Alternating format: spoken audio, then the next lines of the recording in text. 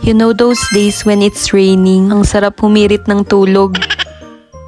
Pero nangyari na rin ba sa inyo to? Saka mo na lang maaalala na nasa labada pa pala yung iniisip mong isusuot for the day. Dahil tuloy-tuloy yung ulan. Mahirap magpatuyo ngayon.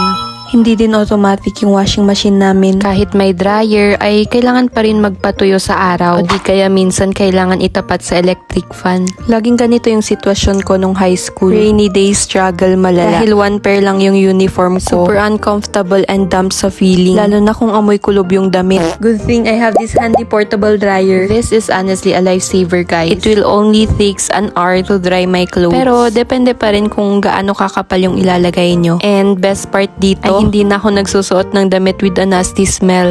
Even if hindi sila napatuyo sa araw. Gusto kong mas fresh yung feeling sa damit, I will just turn the sanitizer function. Para iwas na din sa kate-kate like dust mites. Kapag naka-on yung blue light, ibig sabihin na i-sterilize ito. This will definitely makes my day easier. Lalo na kapag may event at palagian pa man ding umuulan. By the way, may timer function ito kaya okay lang kahit iwan habang nagpapatuyo. Kapag tapos na, you'll get an amazing fresh from the laundry feeling. Parang kakaahon lang from the hot steam cycle. Pero tuyo at ready to wear na. Who knew drying clothes could be this easy and smell this good? Sabi nga nila, when life gives you rain, dry your clothes smarter. Think sa portable dryer na ito.